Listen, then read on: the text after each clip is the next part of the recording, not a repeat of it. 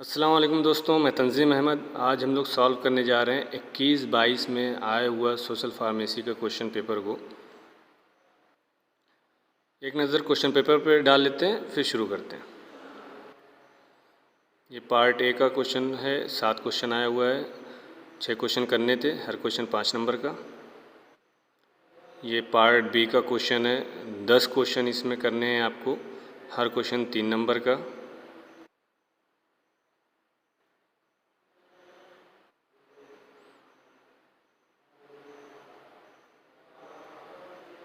ये आपका पार्ट सी का है, जिसमें आपके 20 क्वेश्चन हैं। MCQs हैं आपके 10 और आपके 10 फिल इन द ब्लैंक्स हैं।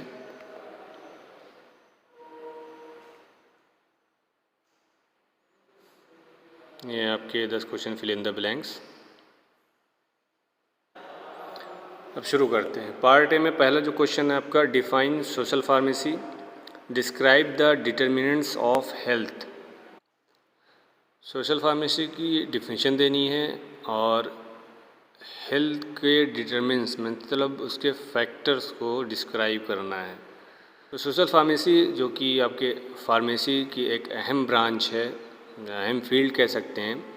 ये आपके फोकस, मेनली इसका जो फोकस रहता है वो मेडिकेशन का सामाजिक इस्तेमाल कैसे किया जा रहा है और उसका इम्पैक्ट इंडिविजुअली, कम्युनिटीज़ या होल सोसाइटी पे कैसे पड़ रहा है, इस पे स्टडी की जाती है। साथ साथ स्टडी की जाती है कि जो आपका मेडिसिन है, पेशेंट है और हेल्थ केयर प्रोवाइडर है, इनके बीच में कनेक्शन कैसा है या इनके बीच में इंटरेक्शन कैसा है। और साथ साथ जो आपके ब्रॉड सोशल की अगर हम बात करते हैं तो कल्चरल आ गया, उसमें इकोनॉमिक आ गया और इन्वायरमेंटल फैक्टर्स हैं। ये सारे जो फैक्टर्स मिल के मेडिकेशन जो रिलेटेड बिहेवियर्स हैं और उसके रिलेटेड आउटकम्स हैं उस पर क्या असर डालते हैं। तो ये है आपकी सिंपल सी डिफिनीशन सोशल फार्मेसी की। डिटरमिनेंट्स ऑफ हेल्थ की अगर हम बात करते हैं तो वेरियस फैक्टर्स हैं जो कि आपके हेल्थ के आउटकम्स को बेहतर बना सकते हैं अगर उन फैक्टर को करेक्ट कर लिया जाए तो पहला फैक्टर है इसमें इंडिविजुअल फैक्टर। अब इसमें क्या होता है कि इंडिविजुअली हर एक पर्सन का जेनेटिक क्या है, उसके जीन कैसे हैं, एज क्या है उसकी, सेक्स क्या है, उसका पर्सनल बिहेवियर क्या है, मतलब वो स्मोकिंग करता है कि नहीं करता, डाइट क्या है, प्रॉपर डाइट ले रहा है नहीं, फिज़िकल एक्टिविटी करता है नहीं करता है। ये सारी चीज़ें उस पर्टिकुलर पर्सन के हेल्थ के आउटकम पे डिपेंड करती है। अगर ये सारी जो अनहेल्दी चीज़ें हैं उसको अवॉइड कर दें और proper diet, proper physical activity ये सब करे तो हेल्थ के आउटकम बेहतर हो सकते हैं। ये अपने आप को बेहतर बना सकता है। दूसरा है सोशल एंड इकोनॉमिक फैक्टर्स।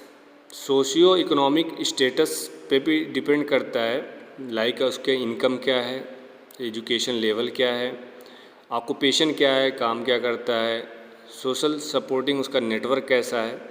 ये भी एक अहम रोल प्ले करते हैं, इम्पॉर्टेंट फैक्टर्स में से आते हैं। अगर इन चीज़ों को सुधार लिया जाए, जैसे सोशियो इकोनॉमिक स्टेटस अगर बेहतर होगा उसका, तो क्वालिटी एजुकेशन पाना उसके लिए आसान हो सकता है, एक स्टेबल एम्प्लॉयमेंट पा सकता है और वो इन्वायरमेंट को, जो सोशल इन्वायरमेंट है उसको बेहतर बनाने के लिए सपोर्ट भी कर सकता है।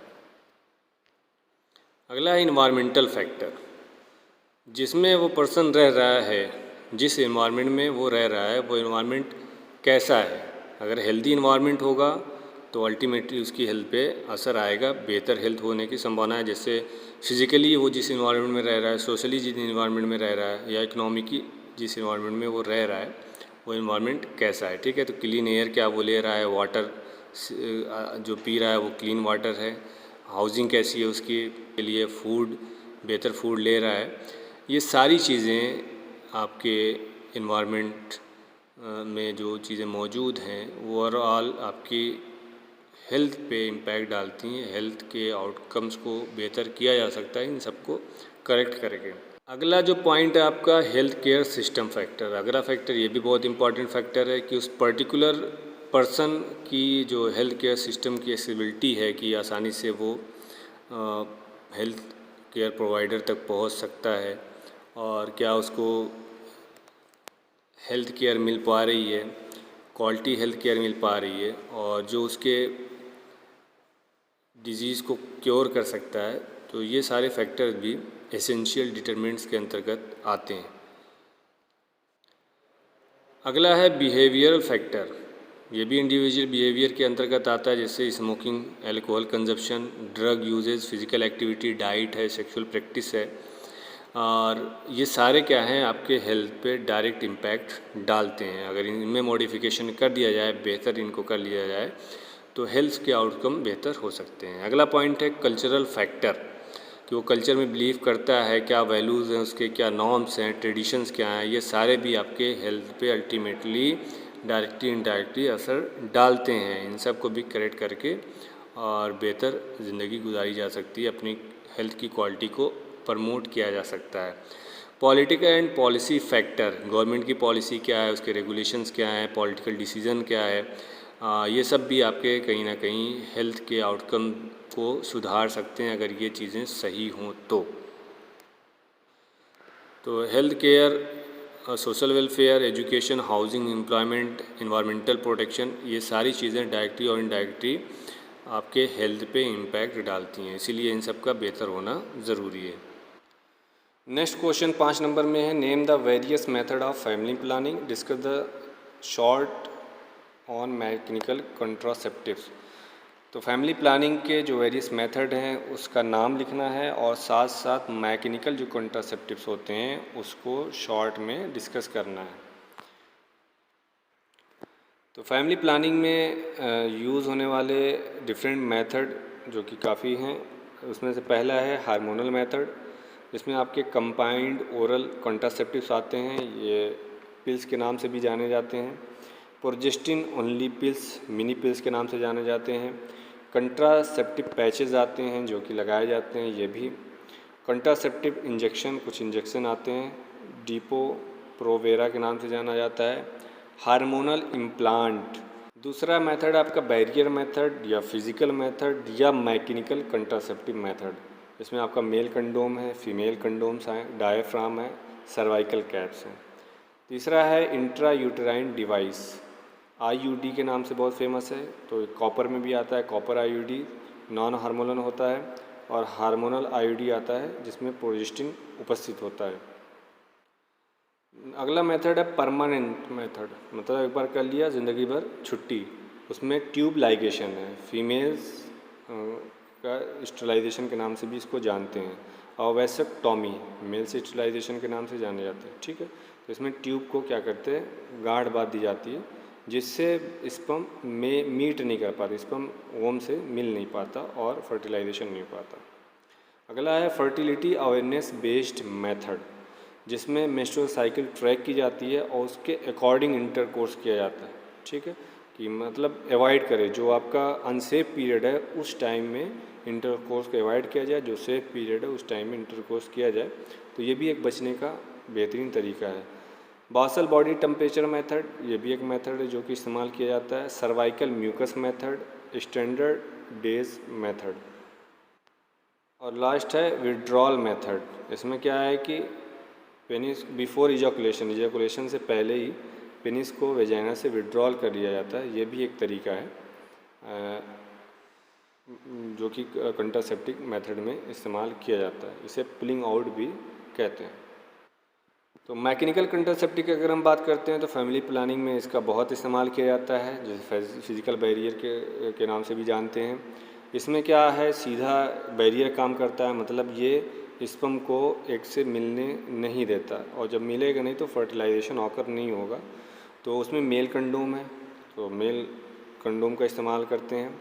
इरेक्शन के टाइम इसको ऊपर चढ़ाया जाता है, और ये आपके किसके बने होते हैं, लेटेक्स के बने होते हैं, ये पॉली यूरेथेन के बने होते हैं, ठीक है। इतना लिख देंगे सफिशिएंट है। फीमेल कंडोम, फीमेल्स में ये इंसर्ट किया जाता है इंटरकोर्स से पहले। ऐसे डायफ्राम होता है, डायफ्राम का भी इस्तेमाल किया जाता है। डोम शेप ये होता है, डिवाइस होता है जो कि सिलिकॉन का बना होता है, ये वेजाइना में इंसर्ट किया जाता है, जो कि आपके फीमेल्स की सर्विस को कवर कर लेता है। और जब इंटरकोर्स होता है तो उस टाइम स्पर्म यूटेरस में नहीं पहुंच पाता। मैकेनिकल में एक और है सर्वाइकल कैप्स, ये भी आपके डायफ्राम की ही तरह होता है, डोम शेप होता है, सिलिकॉन का बना होता है और ये भी वेजाइना में इंसर्ट किया जाता है और ये आपके सर्विस को कवर करने का काम करता है, ये भी बैरियर का ही काम करता है। अगला क्वेश्चन 5 नंबर में, what do you understand by micronutrients and micronutrients, discuss in short on micronutrients. Micro और माइक्रो न्यूट्रिएंट्स में क्या फ़र्क है, आप क्या समझते हैं, और माइक्रो न्यूट्रिएंट्स को डिस्कस करने को कहा है इसने। तो माइक्रो न्यूट्रिएंट्स और माइक्रो न्यूट्रिएंट्स ये दो टाइप की कैटेगरी है जो कि एसेंशियल न्यूट्रिएंट्स की कैटेगरी है। दोनों आवश्यक होते हैं, दोनों को की नीड होती है, हमारी बॉडी को, ह्यूमन बॉडी को नीड होती है। तो माइक्रो न्यूट्रिएंट्स की अगर हम बात करते हैं तो ये आपके लार्ज क्वांटिटी में इसकी ज़रूरत होती है बॉडी को, जिसके थ्रू एनर्जी और जो बॉडी के अदर फंक्शंस हैं वो हो सकते हैं। ठीक है, ये तीन कैटेगरी में या तीन होते हैं माइक्रो न्यूट्रिएंट्स मेजरली।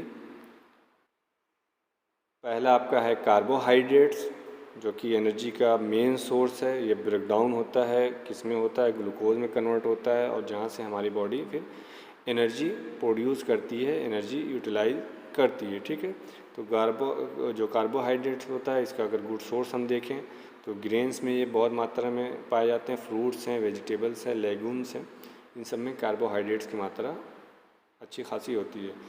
प्रोटीन की बात करते हैं तो ये हमारे ग्रोथ, हमारे रिपेयर, हमारे बॉडी के जो टिश्यूज़ डैमेज हुए हैं उसको मेंटेन करने में, एंजाइम के प्रोडक्शन में, हार्मोन्स और एंटीबॉडीज़ के प्रोडक्शन में प्रोटीन का अहम योगदान होता है, क्योंकि प्रोटीन अमीनो एसिड का बना होता है और ये हमारे जो प्रोटीन के बिल्डिंग ब्लॉक भी कहलाते हैं अमीनो एसिड। ठीक है, तो ये अगर इसके हम गुड सोर्स की बात करते हैं प्रोटीन के, तो मीट्स में, फ़िश में, डेयरी प्रोडक्ट्स में, टोफू में, लेगूम्स में प्रोटीन प्रचुर मात्रा में पाया जाता है। ये भी आपके माइक्रो न्यूट्रिएंट्स के अंतर्गत आता है। तीसरा है आपका फैट, और ये आपके कंसनट्रेटेड सोर्स है एनर्जी का, जो कि आपके हार्मोन के प्रोडक्शन में अहम रोल प्ले करते हैं और ऑर्गन्स को प्रोटेक्ट करने का भी ये काम करते हैं, इंसुलेशन का भी ये काम करते हैं। तो ये आपके जो फैट्स होते हैं हेल्प करते हैं फैट सॉल्युबल विटामिन्स को एब्जॉर्ब होने में। साथ साथ अगर इनकी हम बात करते हैं तो ये पाए जाते हैं आपके सीड्स में, नट्स में, फैटी फिश में, प्लांट्स ऑयल में। ये सब हेल्दी सोर्स है फैट्स का।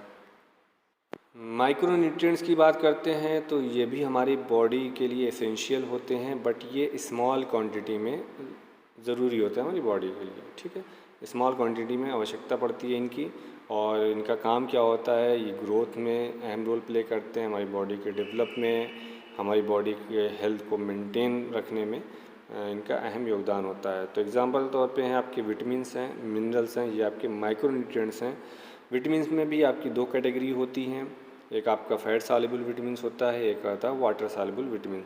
फैट में आपको पता है ADE आते हैं, और वाटर सॉल्युबल में आपके विटामिन सी और विटामिन बी आते हैं। ठीक है, ये आपके ऑर्गेनिक कंपाउंड्स होते हैं। पाए कहाँ जाते हैं तो ये आपके फ्रूट्स हैं, वेजिटेबल्स हैं, ग्रेन्स हैं, डेयरी प्रोडक्ट्स हैं, इन सब में विटामिन्स पाए जाते हैं। मिनरल्स की अगर हम बात करते हैं तो ये इनऑर्गेनिक सब्सटेंस होते हैं, बॉडी के अलग फंक्शन में इसका इस्तेमाल होता है, और ये आपके फ्लूइड के बैलेंस को बनाने का काम करता है, नर्वस फंक्शन को करने का काम करता है, बोन को मेंटेन करना, बोन को मजबूत बनाने का काम करता है। एग्जाम्पल के तौर पे जैसे मिनरल्स में आपके कैल्शियम्स आते हैं, आयरन्स हैं, जिंक है, मैग्नीशियम है, पोटेशियम, सोडियम, तो ये सारे क्या हैं, मिनरल्स हैं। पाए कहाँ से जाते हैं तो ये आपके मीट, सी फूड, लेगूम्स है, वोल ग्रेन है, लीफी ग्रीन वेजिटेबल्स है, इन सब में अच्छी मात्रा में उपस्थित होते हैं।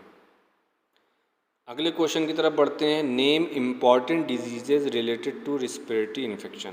हमें इम्पॉर्टेंट डिजीज़ का नाम लिखना है जो कि रिस्पिरेटरी इन्फेक्शन कॉज करते हैं, या ऐसी डिजीज़ का नाम लिखना है जो कि रिस्पिरेटरी सिस्टम पे इम्पैक्ट डालते हैं या इन्फेक्शन कॉज करते हैं। ठीक है, तो और discuss the role of pharmacist in counselling patient of कोविड-19। तो फार्मासिस्ट का क्या रोल रहा है कोविड-19 के पेशेंट की काउंसलिंग में, इसके बारे में हमें थोड़ा बहुत लिखना है। तो पहली डिजीज़ यहाँ पे है आपकी इन्फ्लुएंज़ा, जो कि आपके रिस्पायरेटरी सिस्टम पे इम्पैक्ट डालती हैं।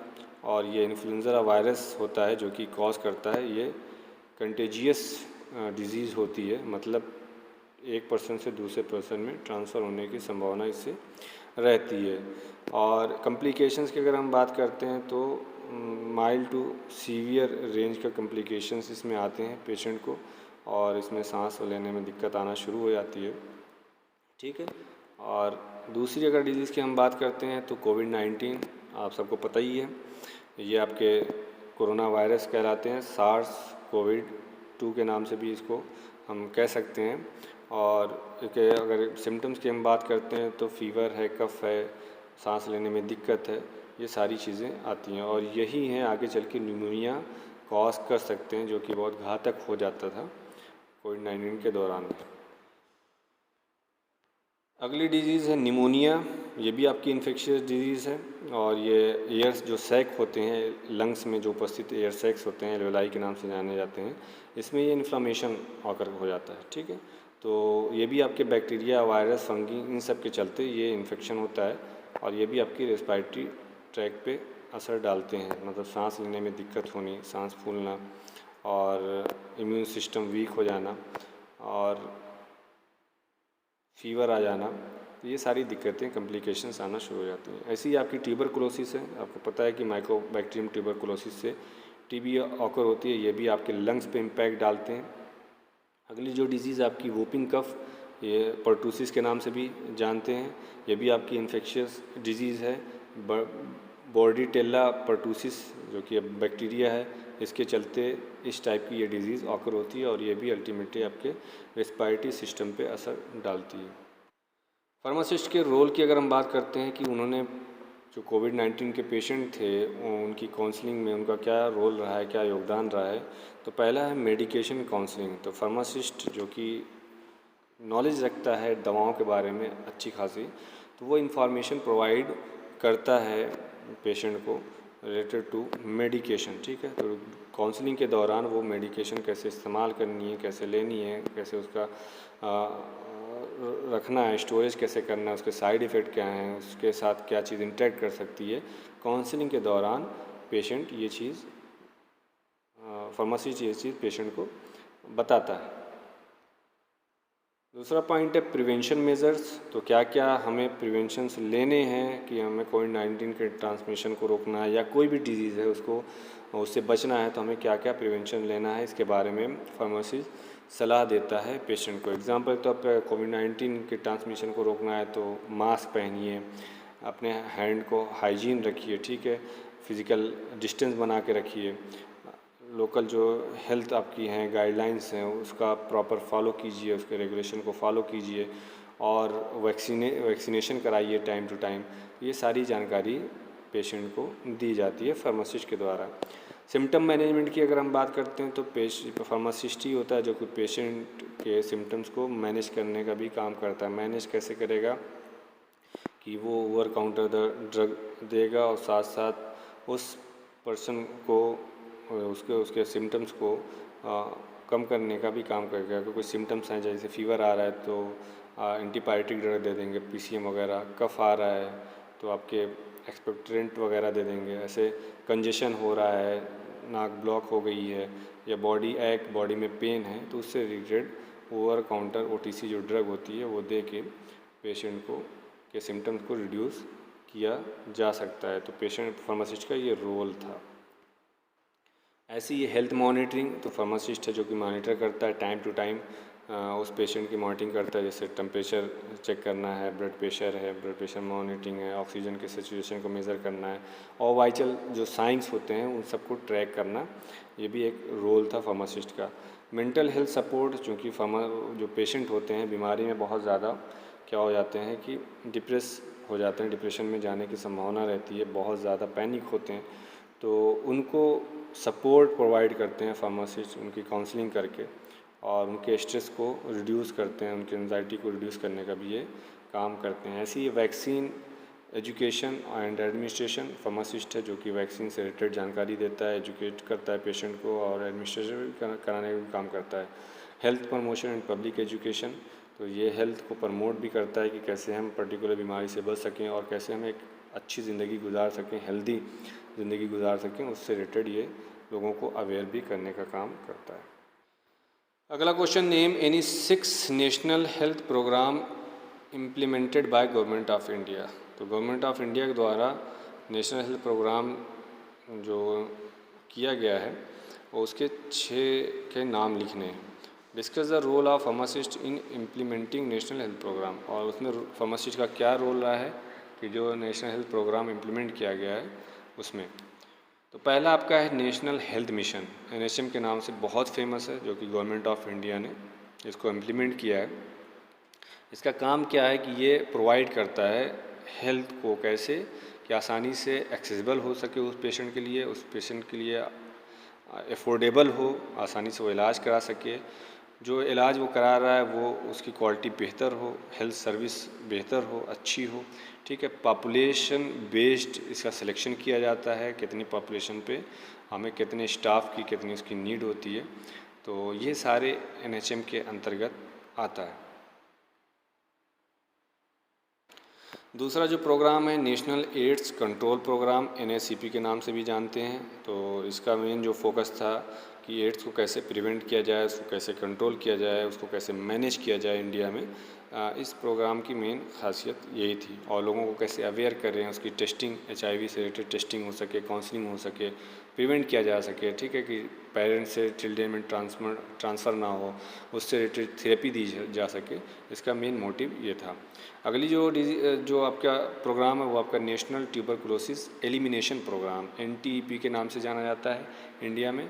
और इसमें क्या था कि ये कैसे हम TB को एलिमिनेट कर सकें अपने देश से, अपने भारत से, इससे रिलेटेड गाइडलाइंस बनाई गई, इससे रिलेटेड डायग्नोसिस, ट्रीटमेंट, फ्री इलाज दिया गया और डायरेक्टली ऑब्ज़र्व किया जाता था ट्रीटमेंट।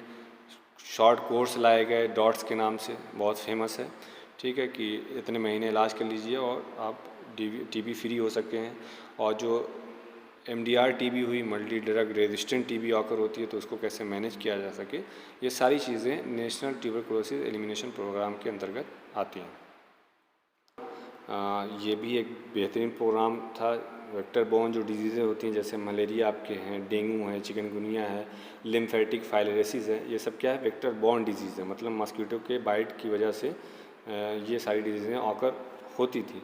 तो इनको हम इस प्रोग्राम के अंतर्गत लाया गया कि कैसे हम इसको कंट्रोल कर सकें और कैसे हम जान सकें कि पर्टिकुलर पर्सन को किस टाइप की बीमारी हुई है और उसको डायग्नोसिस कर सकें, उसका ट्रीटमेंट कर सकें, उससे रिलेटेड लोगों को हम एजुकेट करें कि अपने आप को कैसे बचा सकते हैं उस बीमारी के से, अवेयर करें, ठीक है। अगला जो प्रोग्राम है वो आपका नेशनल इम्यूनाइजेशन प्रोग्राम। तो इम्यूनाइजेशन प्रोग्राम आपको पता है कि वैक्सीनेशन वाला होता है, कि वैक्सीन जब आती है तो लोग पहले बचते हैं वैक्सीन लेने से। तो ये प्रोग्राम लाया गया कि पर्टिकुलर डिजीज़ को हमें एरेडिकेट करना है, तो उससे रिलेटेड वैक्सीन लाई गई और फिर लोगों को अवेयर किया गया और लोगों को वैक्सीन लगाई गई। एग्जांपल के तौर पे जैसे पोलियो ड्रॉप आप लोगों ने बचपन में पिया ही होगा, मीज़ल्स के वैक्सीन आई थी, रूबेला की, हेपेटाइटिस की, सारी वैक्सीन आई है। तो इसको हम कैसे जन जन तक पहुँचाएँ। अगला जो था योजना वो आपकी प्रधानमंत्री जन आरोग्य योजना, ठीक है, ये आयुष्मान भारत के अंतर्गत आती है, इसके नाम से जानते हैं, ठीक है। और इसमें क्या है, ये आपकी इंश्योरेंस स्कीम है कि इसके अंतर्गत जो भी आएगा उसे अगर प्राइवेट हॉस्पिटल से वो करा रहा है तो 5 लाख तक मुफ्त इलाज हो सकता है। तो ये कुछ योजनाएं थी। अब आगे देख लेते हैं कि इसमें फार्मासिस्ट का क्या रोल रहा है। तो नेशनल हेल्थ प्रोग्राम में फार्मासिस्ट का अहम रोल रहा है कि मेडिकेशन का मैनेज कैसे किया जाए, उसका कैसे प्रोक्योर किया जाए, जो दवाएं इस प्रोग्राम के अंतर्गत आ रही हैं उसको कैसे स्टोरिंग की जाए, ठीक है, कैसे डिस्ट्रीब्यूट किया जाए, और जो प्रोग्राम की रिक्वायरमेंट थी कि कितनी हमें मेडिकेशन की आवश्यकता है, ये सारा का एक खाका तैयार करना, और क्वालिटी के साथ साथ मेडिकेशन के स्टोरेज है और मेडिकेशन की शॉर्टेज ना हो, इन सब पे नज़र रखना होता है किसका, फार्मासिस्ट का काम। ऐसे ही रेशनल ड्रग यूज़, कि रेशनल ड्रग यूज़ ये भी आपका नेशनल हेल्थ प्रोग्राम का एक हिस्सा ही कह सकते हैं आप, कि आप ज़्यादा से ज़्यादा रेशनल ड्रग यूज़ को बढ़ाएं, मतलब कि पर्टिकुलर पेशेंट के हिसाब से ड्रग को दिया जाए, उसके एविडेंस बेस्ड जो इन्फॉर्मेशन हमें मिल रही है उसके रिगार्डिंग फिर दवा को दी जाए। ठीक है, कि क्या डोज रहेगी उस पर्टिकुलर पेशेंट के लिए, उस ड्रग को जो ड्रग दी जा रही है उस पेशेंट के लिए इंटरेक्ट तो नहीं करेगी, कोई ड्रग इंटरेक्ट तो नहीं कर रही है, उसके साइड इफ़ेक्ट्स तो पेशेंट पे नहीं हो रहे हैं। ये रेशनल बेस्ड ड्रग थेरेपी कहते हैं, पर्टिकुलर पेशेंट से रिगार्डिंग ट्रीटमेंट करना। ऐसे ही ये पेशेंट काउंसलिंग, ये भी अहम योगदान है फार्मासिस्ट का, कि नेशनल हेल्थ प्रोग्राम के अंतर्गत कैसे पेशेंट को एजुकेट करना है, कैसे काउंसलिंग लेनी है उसकी, और कैसे ट्रीटमेंट प्रोवाइड करना है, ये भी आता है। ऐसे ही आपका एडवर्स ड्रग रिएक्शन मॉनिटरिंग, जो दवा दी जा रही है इस हेल्थ प्रोग्राम के अंतर्गत, उसमें एडवर्स इफेक्ट तो नहीं आ रहा है, अगर आ रहा है तो कितना सीवियर है, क्या है, ये सारी जानकारी इकट्ठा करना। ऐसी ही वैक्सीन एडमिनिस्ट्रेशन, तो इस इम्यूनाइजेशन प्रोग्राम के अंतर्गत, नेशनल इम्यूनाइजेशन प्रोग्राम के अंतर्गत फार्मासिस्ट एक क्रिटिकल रोल प्ले करता है। वैक्सीन को एडमिनिस्ट्रेट कराना, उसको स्टोर करना, हैंडल करना, ठीक है, एडमिनिस्ट्रेशन की टेक्निक और हेल्थ केयर प्रोवाइडर को बताना, तो ये सारे उसके काम है। ऐसे ही आपके हेल्थ प्रमोशन एंड एजुकेशन में भी इसका योगदान है। कोलाबोरेटिव हेल्थ केयर टीम में भी इसका अहम योगदान होता है। अगला क्वेश्चन जो कि 5 नंबर का, discuss the Indian prospective of national health policy. India का दृष्टिकोण क्या है नेशनल हेल्थ पॉलिसी को लेके, इसके बारे में हमें डिस्कस करना है। तो नेशनल हेल्थ पॉलिसी इंडिया में क्या काम करती है, ये ऐसे इशू को एड्रेस करती है जैसे कि हेल्थ केयर सिस्टम में जो दिक्कतें आ रही हैं, जो चैलेंजेस है, उसको एड्रेस करने का काम करती है। साथ साथ हेल्थ को, जो कि पॉपुलेशन बेस्ड होती है, उसे इम्प्रूव करने का काम करती है। तो जो पॉलिसीज़ हैं वो अलग अलग की पॉइंट्स को कवर करती हैं। पहला पॉइंट है यूनिवर्सल हेल्थ कवरेज। तो इंडियन नेशनल हेल्थ पॉलिसी का एम क्या होता है, उसका एम ही यही है कि वो यूनिवर्सल हेल्थ कवरेज को अचीव करे। और अचीव कैसे करने का उसका टारगेट है कि जो हेल्थ केयर सर्विसेज हैं वो इंडियन जो सिटीज़न हैं उनको एफोर्डेबल कराए, मतलब कि वो फाइनेंशियल असिस्ट करे उनको, जो हेल्थ केयर सर्विस उनको प्रोवाइड की जा रही है वो क्वालिटी बेस्ड हो, आसानी से उनके लिए एक्सेसिबल हो, और ऐसी फैमिलीज़ या ऐसे इंडिविजुअल को फाइनेंशियल प्रोटेक्शन दे जो कि इकोनॉमिकली बहुत ज़्यादा वीक सेक्शन में आते हों। दूसरा पॉइंट है प्राइमरी हेल्थ केयर फोकस। तो नेशनल हेल्थ पॉलिसी का जो फोकस होता है वो प्राइमरी हेल्थ पे मेजर फोकस होता है। क्यों? क्योंकि जो प्राइमरी हेल्थ सिस्टम है आपका वो फाउंडेशन कहलाता है हेल्थ केयर सिस्टम का। तो जो पॉलिसी होती हैं नेशनल हेल्थ पॉलिसी, उसका मेन फोकस होता है प्राइमरी हेल्थ केयर सिस्टम को मजबूती प्रदान करना। जैसे कि एग्जांपल तौर पे primary health centre, PSC short form में बोला जाता है ना, तो उसको कैसे इस्टेब्लिश्ड कराएं, उसकी कैसे बढ़ाएं, उसकी इन्हेंसमेंट कैसे करें उसको। ऐसे ही आपका हेल्थ एंड वेलनेस सेंटर होता है, ठीक है। ये प्राइमरी केयर सर्विस प्रोवाइड करती है, डिजीज़ से कैसे रोकथाम करना है, कैसे उससे बचाव करना है, उसके बारे में जानकारी देती है, ठीक है, और ट्रीटमेंट प्रोवाइड करती है प्राइमरी स्टेज पे। अगला पॉइंट है हेल्थ इंफ्रास्ट्रक्चर डेवलपमेंट। तो नेशनल हेल्थ पॉलिसी का जो टारगेट है वो ये भी रहता है कि वो हेल्थ इंफ्रास्ट्रक्चर को डेवलप करे। जो हेल्थ केयर इंफ्रास्ट्रक्चर है पूरी कंट्री में कैसे उसको मजबूती दी जाए, उसके बारे में पॉलिसी बनाती है। और उसके साथ साथ कैसे रीजनल एरिया में या ऐसे एरिया में जहाँ पे हेल्थ केयर सिस्टम नहीं डेवलप हुआ है उस पर्टिकुलर एरिया में कैसे पहुँचाएँ।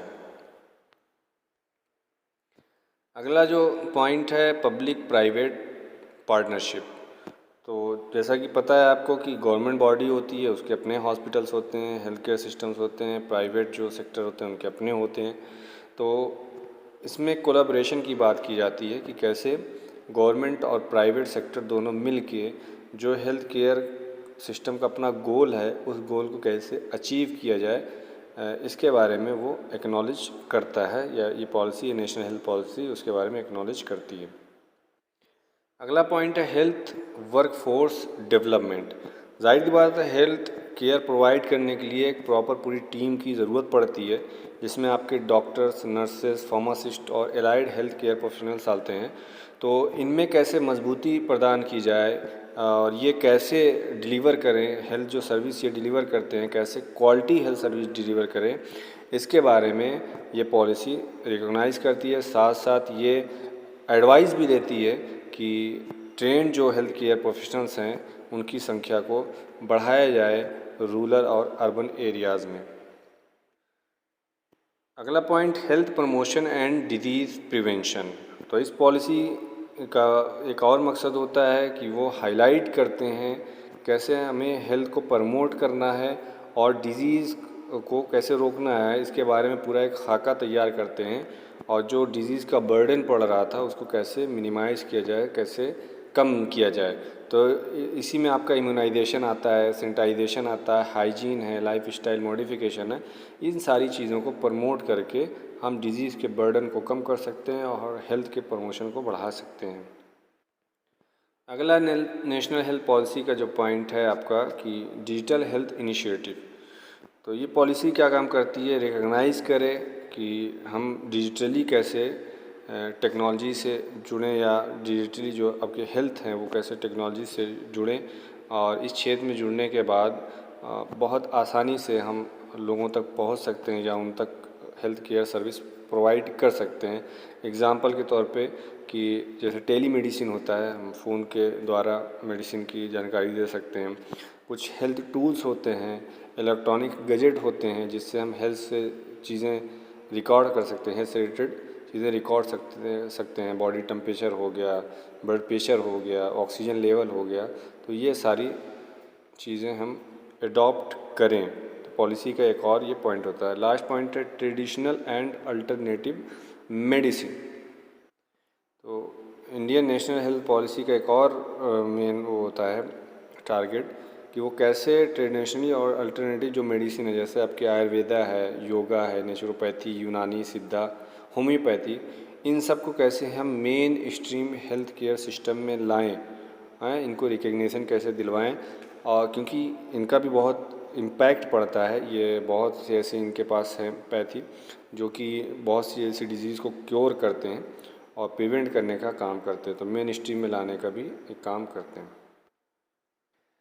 लास्ट क्वेश्चन पार्ट ए का है, what is pharmaco economics, describe it's importance in India patient या इंडियन पेशेंट।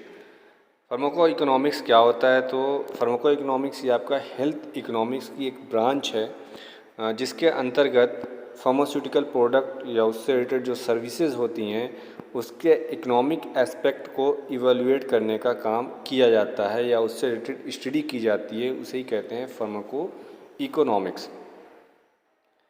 इसमें बेसिकली जो मेडिकेशन है, हेल्थ केयर इंटरवेंशन है या हेल्थ केयर टेक्नोलॉजी है, उसमें उसकी क्या वैल्यूज़ हैं, कितनी कॉस्ट उस पर पड़ी है, कितनी लागत पड़ी है, क्या लॉस हो रहा है, क्या प्रॉफिट हो रहा है, कितने आसानी से एक्सेस किया जा सकता है, तो इन सब के बारे में पूरी जानकारी प्राप्त की जाती है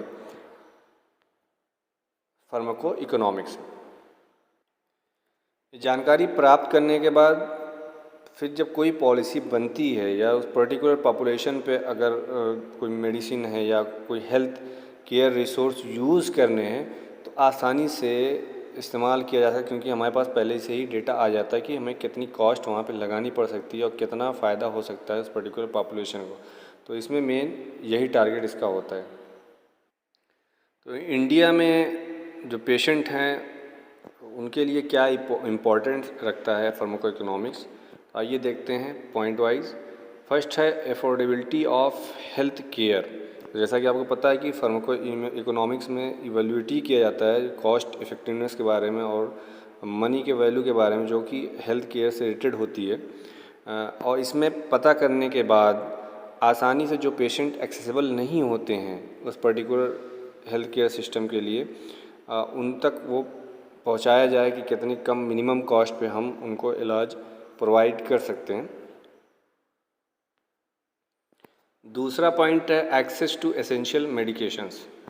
बहुत से ऐसे गरीब तबके के लोग होते हैं जो कि उनकी नेसेसिटी होती है, एसेंशियल मेडिसिन उनको चाहिए हो और वो फाइनेंशियल क्राइसिस के चलते ना ले पाएँ, तो फार्माको इकोनॉमिक्स पहले ही स्टडी करके और वो पॉलिसी मेकर्स को आगाह कर देता है कि पर्टिकुलर एरिया में